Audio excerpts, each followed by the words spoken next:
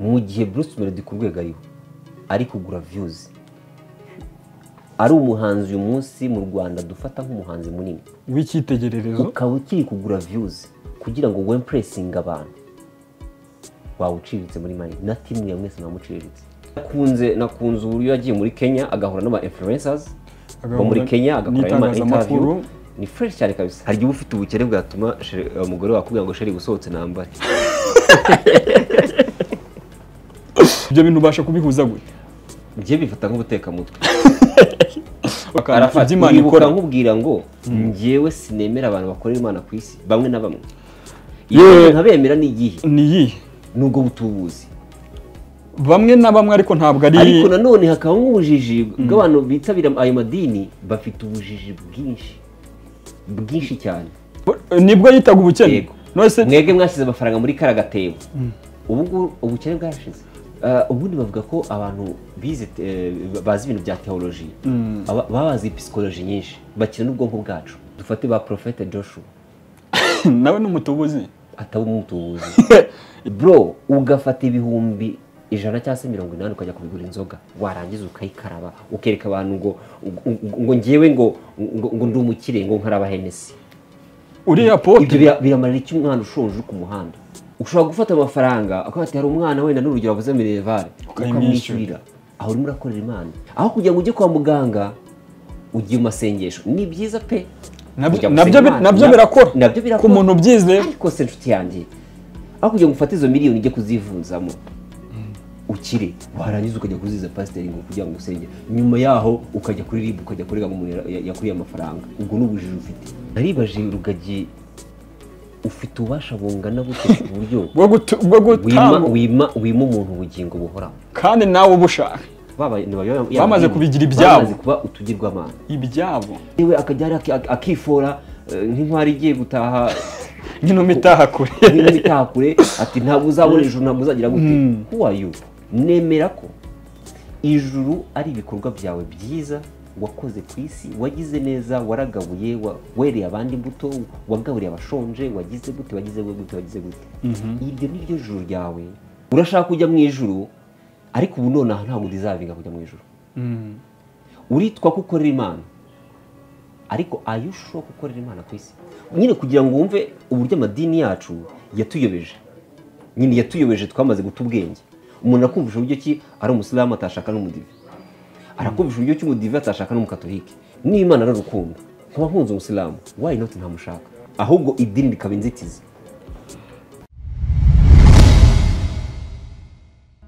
ndabasuhuje mbifurije kugubwa neza aho muherereye hose it's all for one and only umwe cyane nizere ko mumeze neza cyane nizere ko Imana ikomeje kugenda ibahereza umugisha mu byo mukora byose nizere ko rwose n'ubuzima buri kugenda bugenda neza cyane nkuko nibura umuntu aba bishaka kugira ngo ku rugero rwa 90%. Uyu munsi rero turagarutse nk'ibisanzwe muri analyse zacu z'uyu munsi ndi Arafat Munyuko. Yes, turagiye kugaruka n'ubundi turi kumwe na Leandre niyo mugabo ikaze kuri Lea Entertainment. Asante sana nizere ko nabakunda Lea Entertainment mumaze fresh cyane aho muri hatandukanye munizere ko mukomeje no kwirinda icyorezo cy'amabaga aho muri hose gukaraba intoki kugira isuku mwenda gukoranaho ibintu nk'ibyo ndetse no gufata ingamba cyashya zo kugira ngo twirinde icyorezo. Yes, ako kantu ni nako kantu nayi nibagiwe akantu rwose kino virusi yateye ya Marburg. Hari ukuntu uri kubona abantu batari kubyumva neza ariko rwose mugerageze mushyire navuga mu ngiro ibyo leta ibidusaba gukaraba intoki no gukoresha imwe mu miti yabugenewe.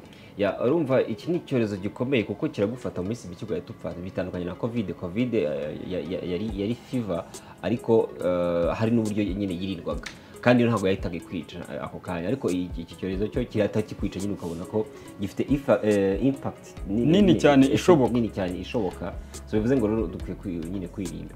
Yego nabonye umubare munini w'abantu bayandura niba ari urugero urungaye kwijana abantu bahita bapfa. Yego Leandre umeze neza? Meze neza ndashimana ibintu byose ari yankurera yo mvuze ngo ibintu yankurera bameze neza ubwo nizere ko namwe bimeze neza aho bitameze neza ni nkeka ko Nyagasani uko byanda kose hari ukuntu uyu munsi bimeze neza ejo ntibimere neza ariko Nyagasani ndabizi neza ko azakuka bikamera neza icyo ngicyo njya nkunda kumva abantu benshi bavuga ngo ni ikibazo cy'igihe, wowe kora ibyo usabwa gukora ubundi urindira igihe, nicyo kigomba gusobanura buri kimwe. Urabona ko baravuga ngo trust the process. Hari abantu rero batajya bapfa kwizerera muri process Leandre.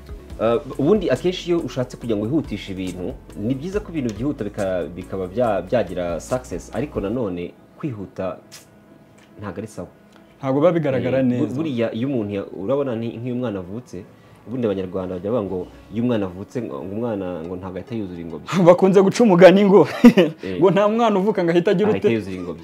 cyane. Rero iyo process yo kugenda guseka, ubundi abanza kuvuka, akatangira guseka, yakubona agakambakamba, akagenda agatera intambwe, akagenda neza paka, yamara kugenda akajya ku ishuri, yamara kujya ku ishuri akarirangiza, akajya muri kaminuza, agashaka umugore, byose biba biri ni process.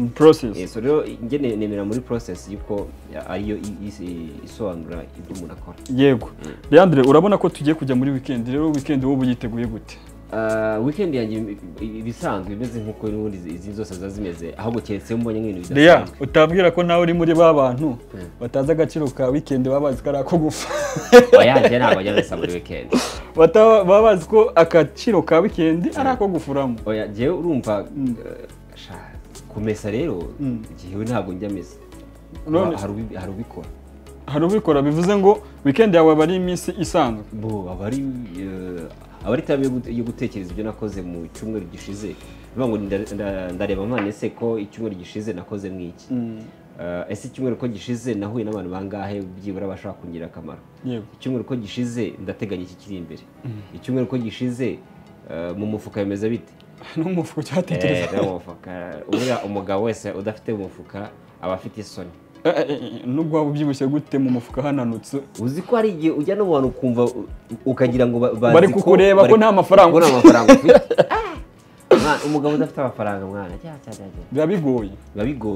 Yego rero nigero no ufite nk'ubukene, hari igihe ufite ubukene bwatuma umugore wakubwira ngo sheri gusohotse nambare. Ubukene butuma bakubwira ngo sheri ubusohotse nambare, akibaze ko umugore wawe yaba nyine musanyira icyumba, ariko kubera ubukene akavuga ngo sheri gusohotse nambare. Ibyo bintu biba bikomeye. Yego Leandre, mu minsi ishize nagiye ndeba bamwe mu bapasiteri benshi tugenda tubona bo ku mbuga nkoranyambaga, ngenda nanatanga urugero kuko sinshaka ko abantu baza kumera nkaho batari kumva neza cyangwa ngo basobanukirwe abantu abo ari bo. Ndakeka uzi umwe mu bapasiteri bita ngo Noheli, ukora ukunze kugaragara kuri YouTube cyane, ndetse na ba Pastor Claude n'abandi bose, uyu Apotre Mutabazi, ari benshi. Aba bantu cyangwa se ubu buryo bwo kuza usa nk'uwigishiriza ku mbuga nkoranyambaga, ubu ubona biriya bintu bicura iki, biriya bintu bimeze bite, bitangiye ihe shusho? Reka mbere kwanza ku cyo bimariye sosiyete. Yego. Ni ukuvuga ngo kuba uyu munsi insengero abantu batakizitabira cyane, abantu babonye ko ku mbuga nkoranyambaga ariho hantu hashobora kuba haca ubwo butumwa bwiza, ariko rimwe na rimwe nabwo ubwo butumwa bucaho ugasanga ni ikibazo.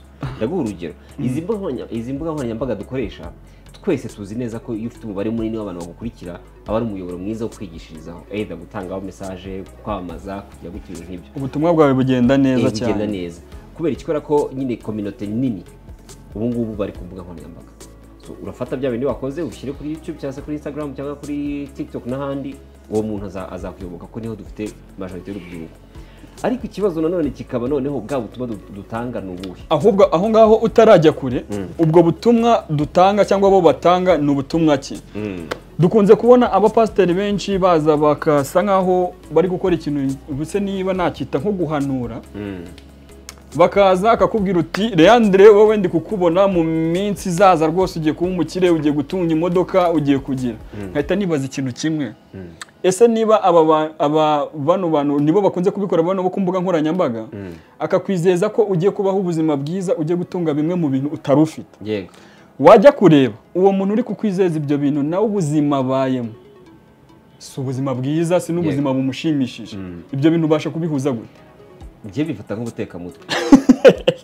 Ubifata nk'ubutekamutwe? Ngiye bifata nk'ubutekamutwe, seriously. Nk'ubutekamutwe? Hari akaboresho buri nabonye umuntu yanditse ku nuza aravuga ngo imana niyongera kukuntumaho uzayirikodinge nibisha amajwi. none se rero aho ngaho ushobora kuvuga ko wenda ku ruhande rumwe ushobora kuba ugiye guhakana iby'Imana ikora. nkubwira ngo njyewe sinemera abantu bakorera Imana ku isi bamwe na bamwe.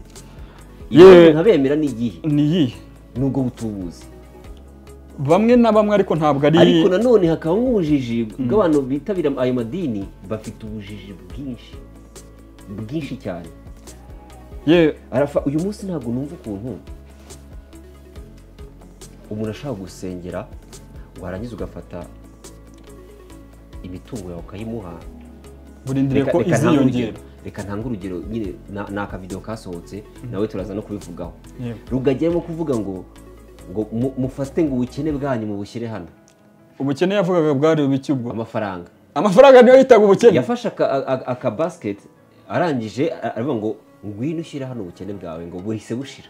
Mwebwe mwashyize amafaranga hariya. Nibwo yitaga ubukene. Mwebwe mwashyize amafaranga muri karagatebo. Ubu ubukene bwarashize. None se reka buretse gatoreya. Niba yaravuga ko amafaranga ari ubukene, abantu bose bakaba bashaka amafaranga, bivuze ngo yashakaga no kubakuramo amafaranga. N'ubutunzi ufite ubushyize hango muri ako ka basket. Ahubwo uri kumanuka mu urumva umuntu akakubwira ngo shyira ubukene bwawe ngo siga ubukene bwawe hano. Ukahasiga amafaranga. Ukahashyira amafaranga. Mushyire mu bwenge. Njye nakubeshye nakubwiye ko njyewe ntabwo njye ndumuhakanye ntabwo n'umuhakanye ku buryo mpakana Imana oya. Ahubwo ngiye mpakana abakorera Imana ku isi. Kubera iki? Kubera ko ubundi bavuga ko abantu bazi ibintu bya theology babazi psychology nyinshi bakira n'ubwonko bwacu ku buryo we aragenda akareba hahandi ari bukubitire mu cyico ku buryo uvuga ngo nabonye akandi ka video ka Yongwe urashaka imodoka urashaka inzu ushaka visa uwo utanga visa ngo zana 300 hano. So natwe dukira mu bwenge mu nyurabwenge visa uyibona kubera kwimerita ko wayikoreye. Niba waplayinze visa bakabona wujuje ibisabwa kugira ngo ubone visa barayiguha. Wowe ukajya hariye kuvuga ngo ngwino ushyire hano man dushyire mu bwenge. Ariko kandi kantu keza wenda abantu bajya bagomba gutekereza mbere yuko ibyo bintu byose biba. Umuntu najya kukubwira ngo wenda wowe Leandre undi kureba ahazaza hawe nkahabona imodoka nkabona ibiki byose jya ubanza urebe uwo muntu ubikubwira we ni muntu ki abaye hute afite iki abaye hute n'ibyo byose. Ibyo ndabyumva ko ushobora no kuba ukorera Imana ku isi ntabwo mbihakanye, ariko nanone dutekereze kuri message dutanga. Izi message turi gutanga ku mbuga nkoranyambaga zirafectinga abantu mu mitwe muri uwo mitekerereze. Urabivuze uranyibutsa uribuka wa muntu wigeze guhanurira uriya niba ari mama Sava amuhanurira akazabana na papa Sava. Yego ibaze gufata umuntu ese niba hanuri umuntu wanamuhamaga bandi rero ntabwo hari iby'Imana yanyeretse kuza kubivuga kuri kamera biratanditse no gutwika. Impamvu bivuze ko ari ubutubuzi ni igihe rero sasa. Yego hari abapasiteri benshi cyangwa se abiyita abapotre. Dufate ba Prophet Joshua nawe n'umutubuzi ataba umutubuzi. Ibaze ko hari abantu bamwemera bakamwemera ko uvuga butumwa ukomeye cyane. Nta rusengero afite. Akorera he? Hahehe. No kuri YouTube gutyo bisanzwe. Muri si bari dufite. None se uraba nta rusengero ntaki. Nta nahantu bamuzi kari pasiteri cyangwa apotre ukora ibyo bintu bizo. Umva uburyo ari ubutubuzi burenze. Gute? Ibaze ni buri apotre. Bro ugafata ibihumbi 100 cyangwa se 80 ukajya kubigura inzoga warangiza ukayikaraba ukereka abantu ngo ngewe ngo ndi umukire ngo nkaraba Hennessy. Uri apotre ibyo biramarira iki umwana ushonje ku muhanda? Gusa numva bamwe mu bakozi b'Imana bashobora kuba bakora bimwe mu bintu bidashimisha umuryango uri kukureba ushonje ufashe 80-100 urimo urerekana ko ufite amamodoka n'amazu. Ahubwo si ibyo biratanga rugero ki ku bantu? Niyo mpamvu nyine nkubwira ngo ni ubutubuzi. Ubundi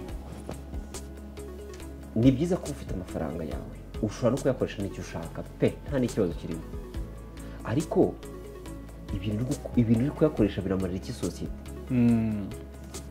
Kujya kwerekana kuri mu buzima bwa Nix, kwerekana kuri umukire ngiwe biramarira iki?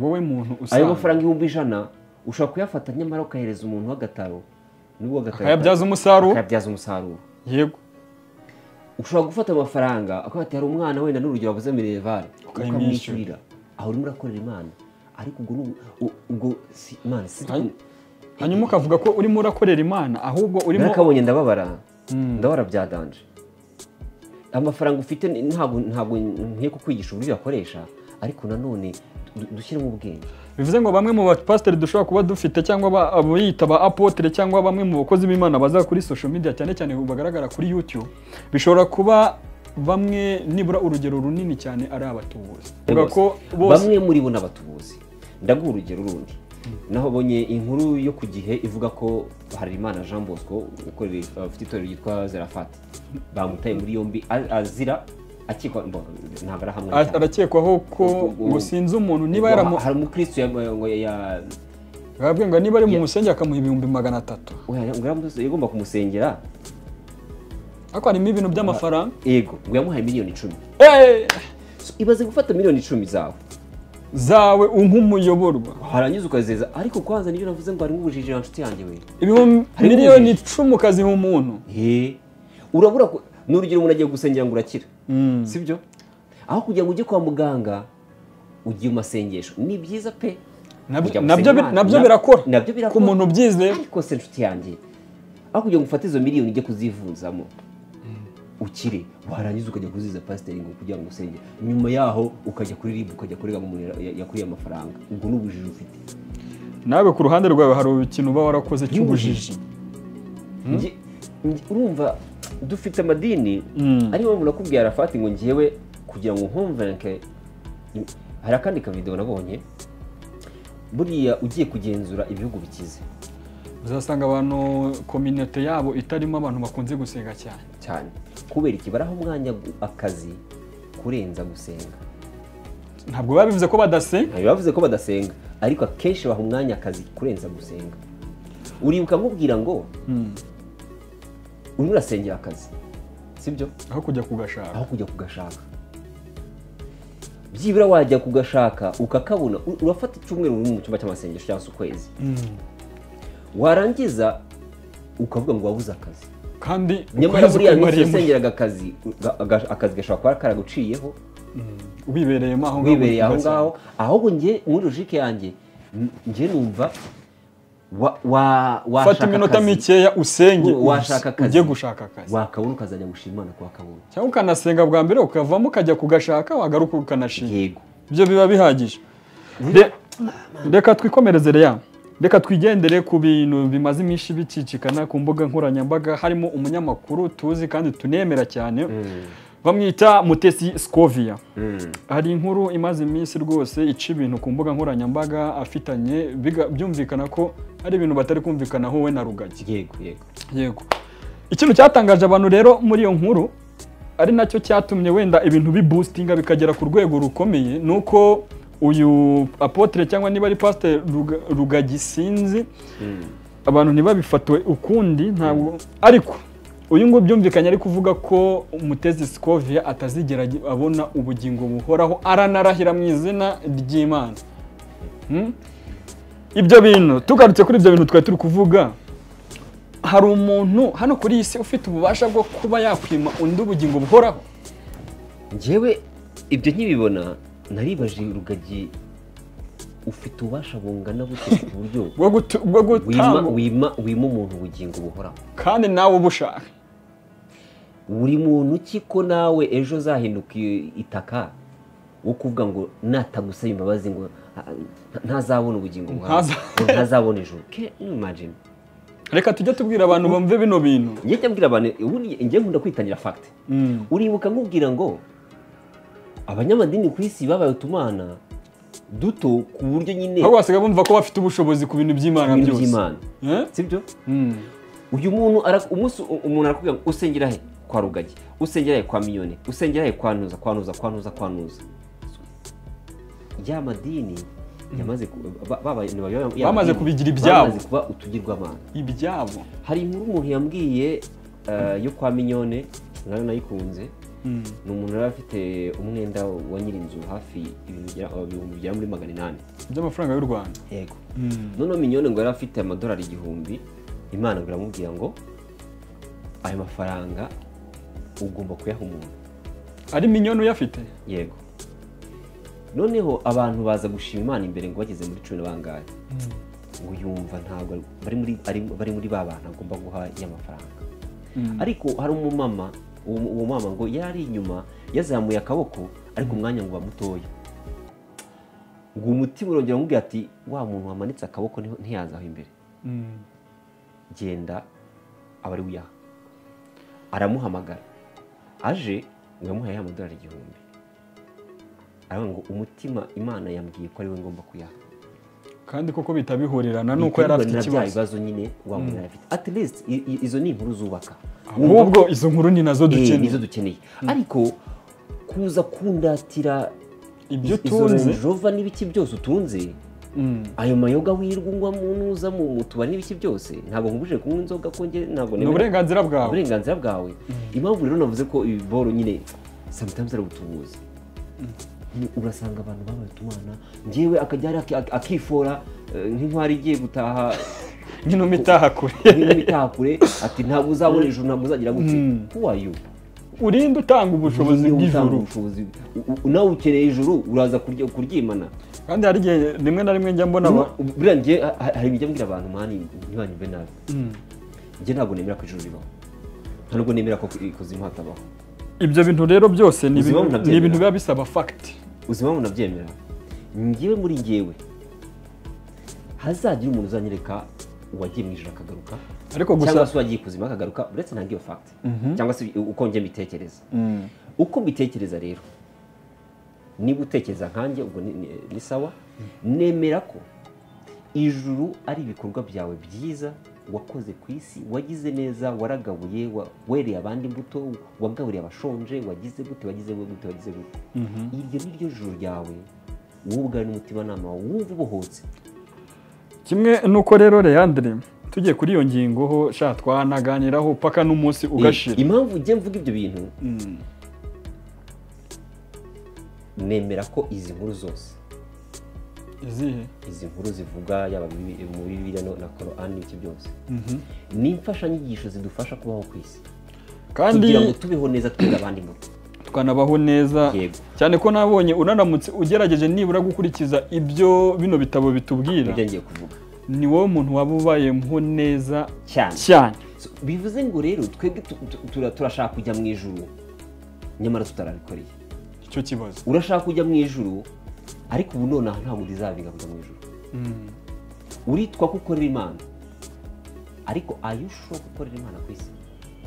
Hari igihe rega nta nubwo watinya no kubivuga. Hari abavuga ko bakorera Imana kandi nyamara ibikorwa byabo bakora ari bya bindi bavuga ngo nibyo iriya hepfo. Reka dufate uyu mupasiteri Harerimana Jean Bosco, sibyo? Yego. Mu by'ukuri murakorera Imana ariko uriye umuntu miliyoni 10. Biravugwa ko ari gukorera Imana. Urazimuriye muri by'ukuri uwo muntu azagusabira umugisha cyangwa azagusabira umuvumo. Hari n'umuvumo azaba gusabira. Ubundi njya mbwira abantu ngo muzirinde ko umuntu muzahemukira abantu ku buryo umuntu azavuga ngo man uriya muntu umugisha umugisha gusabira aba ari umuvumo. Bivuze ngo twebwe hano ku isi Rugagera arajya hariya nyine yifore avuga ati Scovia rwose ntaje uzabona. Scovia nawe ati ubundi Rugagi itorero rya rirahaganaye. Nawe yaramubwiye ngo niba iryo juru cyangwa ubwo bugingo buhoraho butangwa nawe ubwo ntabwo mbukeneye. Ntibiziza gukeneye. Ntabwo abukeneye. Urimo urashaka kumvisha ko nyine ufite igitinyiro ku buryo nyine umuntu wese agomba gutinya. Nibyo ushobora no kuba ufite ayo mavuta. Ariko ayo mavuta nanone. Ayo mavuta rero wamuvuga sinzi. None Scovia yaramubwiye ati urusengero rwawe rurahaganaye. Yihakanye avuga ko atari urwe ngo ni urusengero abereye umuvugizi ngo ruri Rwamagana. Ruri Rwamagana. Scovia we yavugaga ko ngo ruri Muhanga. Sinzi ariko ni mu hagati y'utwo duce. Ariko Scovia yavugaga ko urwo rusengero ngo niba rufite hakabari rukagira n'amarogi ariho uwo Rugagi yaje akavuga rwose agahita avuga ibyo bintu kubera ko biturutse kuri iyo nkuru icyo bundi ngo nicyo Scovia yazize kuba yaratangaje amakuru. Scovia arimo arakora ibyo asabwa, nawe Rugagi ikora ibyo usabwa.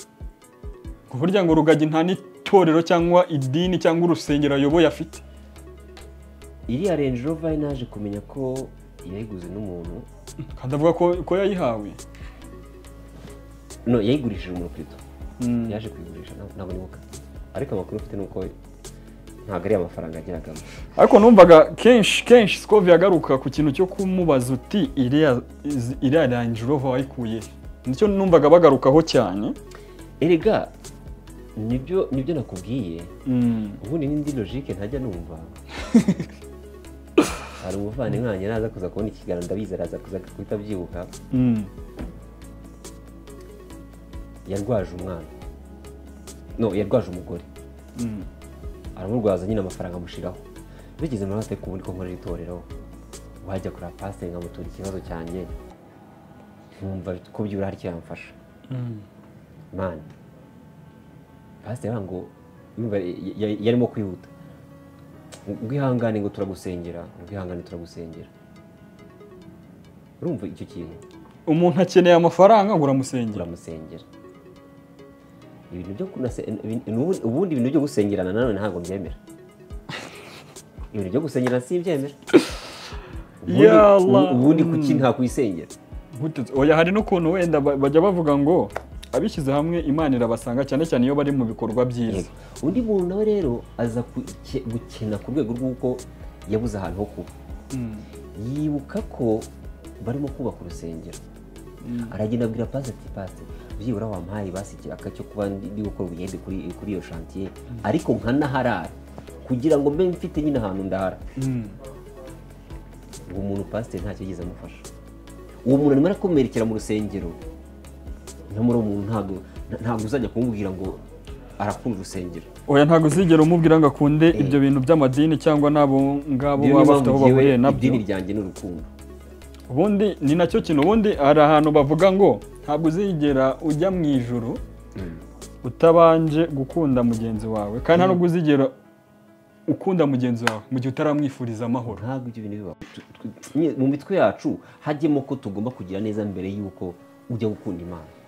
Kuko rero bavuga ngo Imana n'urukundo. Nyine kugira ngo wumve uburyo amadini yacu yatuyobeje. Nyine yatuyobeje twamaze guta ubwenge. Umuntu akumvisha uburyo ki ari umusilamu atashaka n'umudive. Arakumvisha uburyo ki umudive atashaka n'umukatolika. Umubranam atashaka n'umudive. Bose barakwereka ko bavuga Imana bavuga ari yo Mana nyamana. Ariko nyamara rwa rukundo ruri hagati y'abantu bakarucamo kabiri. Oya, ubundi ikintu cyose gitandukanye abantu ntabwo kiba ari sawa. Kuko uzi se Arafa, njye ntabwo nanze ko ushaka kugira nyine ahantu usengera. Ariko dukire mu bwenge. Niba Imana ari urukundo, nkaba nkunze umusilamu, why not ntamushaka? Niba nkunze umudivantiste, kuki ntamushaka? Ahubwo idini rikaba inzitizi. Oya, ahubwo wenda kuri ibyo bintu by'amadini reka tube tunabicumbikiye ahubwo twinjirire kuri isaga ya Bruce Melody ndetse na Ben. Ahangaha ikintu turi bugarukeho cyane ni indirimbo zimaze iminsi zisohotse.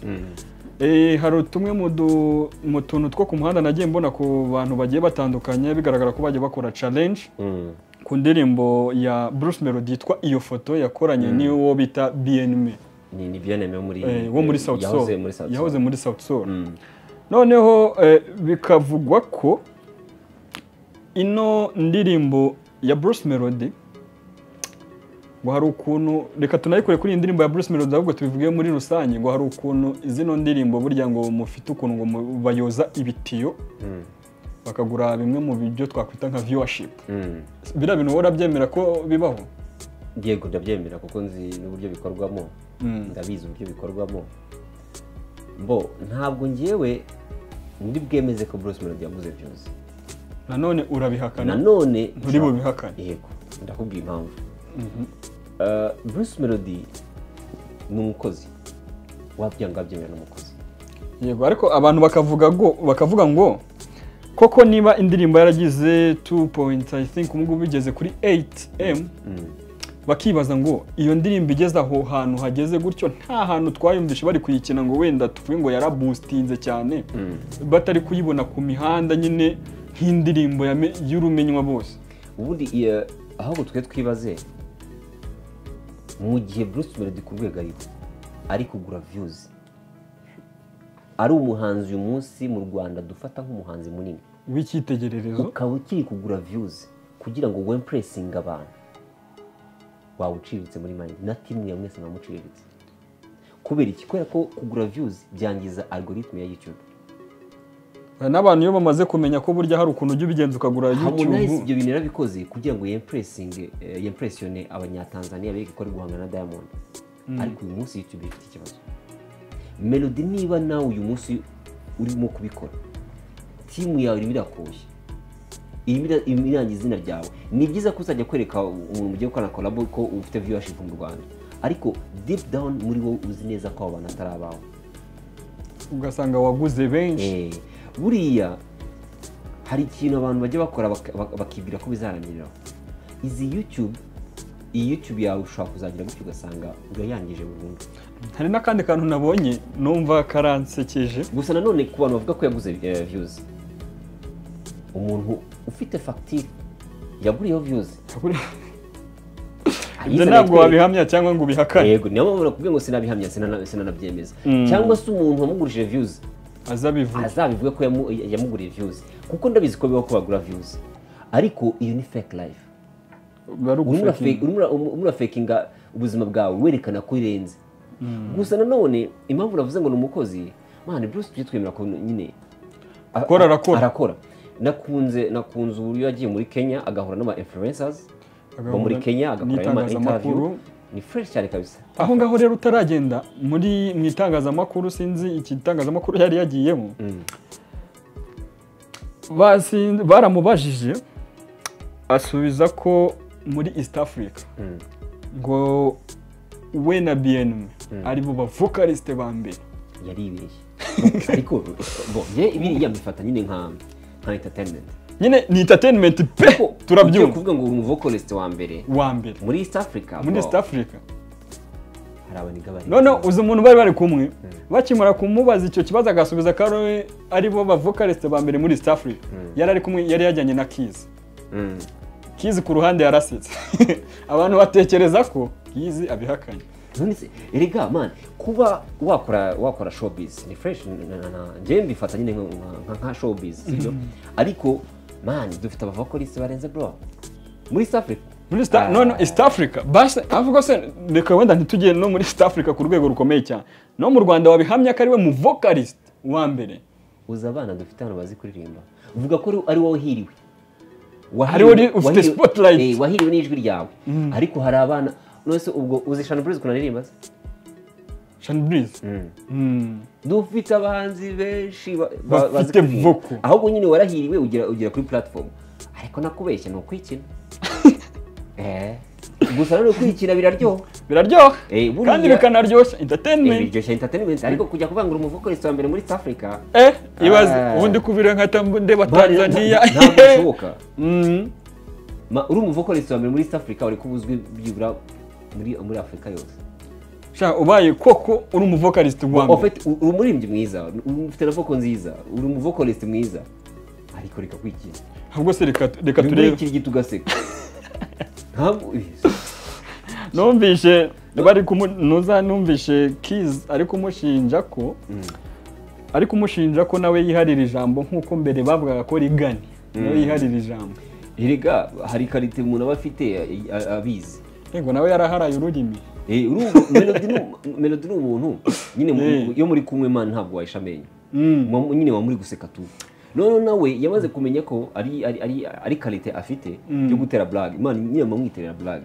Noneho hari igihe muri kumwe agahita yimba nk'inkuru, agahita batera story nyine.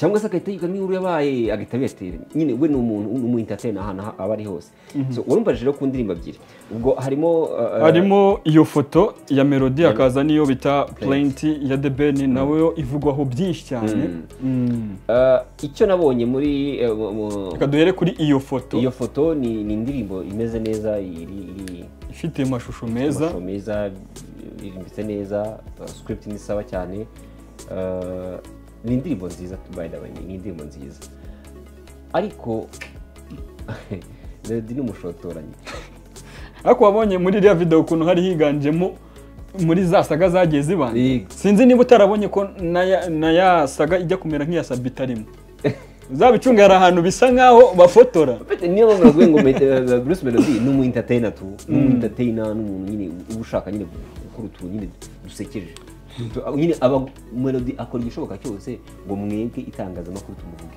yego kandi niko umuhanzi yakagombye kubaho abagomba kureba nyine ayo izo nkuru zituma nyine abantu baguma nyine bamuvuga so Ben rero we ni umuntu uri low key ucecetse cyane ukora ibintu uvuga yana akita yicecekera mu gihe Melody ashaka gukora nk'ikintu bamuvuga nawe akaza akagutamo ngo ni rocket ahita kukubita rocket nawe rero kuri Plenty nawe ni indirimbo ya fresh gusa ntabwo niba ibyo bavuze ari byo ni biki Ben yahamagaje abantu kuza kuri set benshi arangije bata kuri set abantu expectinga ko ari bubishyure sinumvisha ntuzavuga ko abantu bagiyeho bari bishyuwe uriya Skyto sinuko numvisha avuga hari abishyura batarishyuwe kuko hari voice note numvise y'umukobwa aseriya tutabeshye uvugishije ukuri wabonye bari abantu bose bari muri iriya video wowe ubwo waba uri umukire ufite amafaranga ngana iki bari abantu babishyura bose ukayabona none se arafa ntabwo mpakanye ko bari abantu bose nyine ku bushobozi butaboneka ariko at least making a strong communication yawe nabo iri fresh impamvu ni iyi bwira umuntu ati ni support nkeneye ngwino muri video yanjye ariko sindi bukwishyure ariko nabo hari umukobwa nigeze kumva ari kubivuga ngo barababwiye ngo nibajye gusupportinga The Ben nibyo nibajye kumusapotinga ariko ba making it clear support ziri mu bwoko bwinshi urumva ati rero uraza supporting ariko wenda nta kintu ufite cyangwa se uraza supporting wenda nateganyije itike ya 5 wenda none se no kwitegera bari kwitegera hari amakuru avuga ko bamwe muri bo bishyuwe ubwo nyine bishyuwe babandi bari bakeneye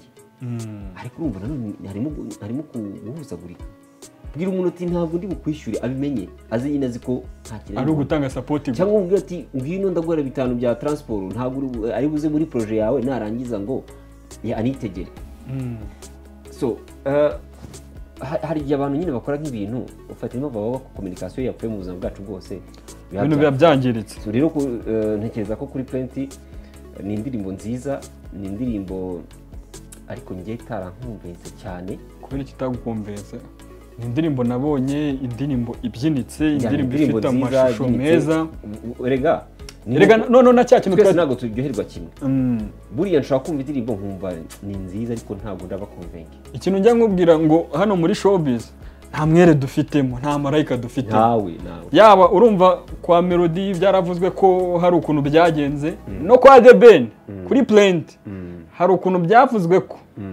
comment nazo hari ukuntu byagenze ngo yaziguze iyi mihandiranyera koko ahubwo ngiye comment man reka dufite abanaliste bacu bamwe na bamwe bagenda bagatwarwa n'amarangamutima bakavuga ibintu nyine biri banane sinzi ukuntu nabisobanura nyine birimo kudashyira mu bwenge nyine sometimes fata ku mavuta uragenda ukavuga ngo ese Tiger ngo uri kudukora ngo bamwereke inda umugabo ashaka ko ndamwereke inda bro come on none showbiz yacu isigaye ngo nk'igisamagwe ngo gukora video ya danje wakoze yihe aziko njya mbona hari igihe bino bintu abantu baba bashaka kubigira person ngo ese Tiger ngo yaramutengushye hari gahunda mufitanye se ahubwo se yaramutengushye mu bikorwa akora hari inkunga amutera niba nkuko bivuga uri kuri team ya Bruce Melody ni byiza kwigumaho ariko wijya gusuzugura ibyo umuntu yakoze abantu ntibatange credit ngo Easy Tiger ngo ari gukora ngo melody ngo niba yaraberetse you should do more ngo kurenza iriya. Come on shamwanda. Ahubwo wenda irindi kosa ngiye kuri Plenty nabonye n'uburyo babanje kwa uploadinga kuri digital platforms kuri Audiomack bagashyira indirimbo yaririmbwe na Neo Bosco niwe wayanditse by the way. Ariko ntabwo nyine hari no guhuza gutya. Ariko hari nagiye mbaza abantu benshi bagiye batandukanye bagenda bambwira ko nta kibazo babibonamo cyane ko n'ubundi indirimbo ziragurwa. Indirimbo ibyo nta n'ikibazo kirimo. Kuko umuhanzi ashaka kwandika indirimbo cyangwa se bakamwandikira ibyo nta kibazo. Ariko nanone reka njye manze nshimire The Ben kuko hari ikintu ajya akora cyane abandi bantu benshi batagira muri ino showbiz. Ikintu cyo guha credit umuntu wese wagize ikintu akora ku ndirimbo. Uriya credit ni sa credit itanga akazi ku bagize icyo bakoraho bose. Kuko ushobora gutanga credit n'urugero nk'umuntu wakoze light akabona undi muntu yajya gukora video akabona wenda light ni nziza. Bivuga ngo atavuga ngo uyu muntu ndamukeneye kugira ngo nanjye akore light. So bivuze ngo rero abantu badatanga credit ahubwo bafite ikibazo. Bafite ikibazo mbo mu bantu badatanga credit ntabwo ndi bumuvuge ariko indirimbo nyinshi zacunge z'umwe mu bahanzi dufite bakuru bivugwa ko ari nko muri babiri ba mbere na warimo bivugwa ko adajya atanga credit. Uko ninde ninde bamwita ufite ko ntashaka kumuvugana uye muvuga ariko n'ubundi reka muvuge kuko ni ibintu n'ubundi bigaragara.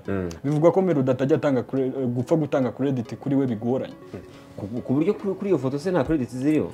Bivugwa ko kuri iyo foto Kiz nawe yayikozeho ariko ntiwamubonaho.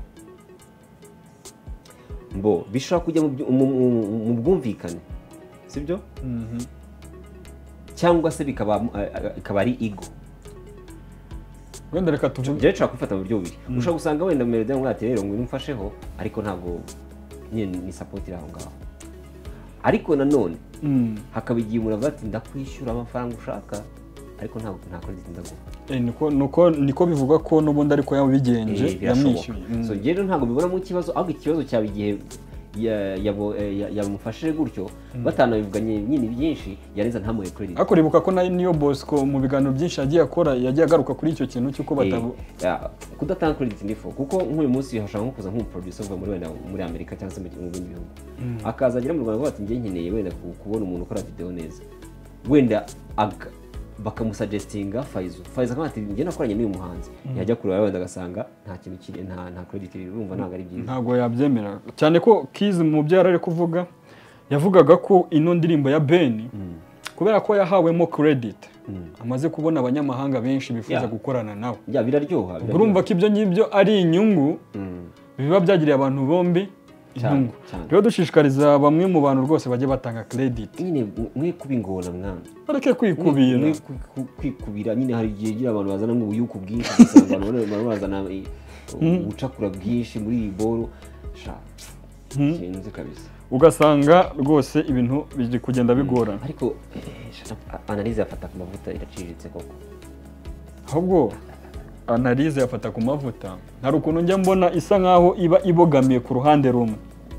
Kuko n'umuntu uri kuyumva aba yumva ko nyine abogama ku ruhande rumwe. Iteka ryose ngiye ukuntu mba mbyumva iteka ryose agaruka kuri niba benera kwimya amafaranga nkuko bivugwa kuki ushaka nyine gukomeza kumusebya. Subundi wavuze abandi ko Ben ni wenyine wavuze abandi. Siko cy'abantu bakunda gutamikwa. Kora ibintu byawe nubikora neza bakaguhishimwe bari gute. Rero ubona bino bintu byo kuba bamwe mu banyamakuru barafashe uruhande bakavuga ngo turi kuri team iyi ngiyi turi no kuri iyi ngiyi. Bira ntibigabanya ubunyamwuga bwabo cyane. Biriya ntibishobora gushyira nk'icyo nakwiterezo kuri kariyeri yabo. Oya. Ntabwo byashyirerezo kuri kariyeri yabo cyane ko kariyeri bitandukanye n'ibyo by'ubuhanzi aho kuvuga ngo ntibiremo amakimbirane. Uretse tugende kuri icyo kintu. Kuko ngubu n'urugero nshaka kuba mfasha umuhanzi runaka. Nako sorry nashaka kubaza niba ibyo ngibyo bitagira ibyo bya affecta kuri kariyeri yabo. Yego bya affecta.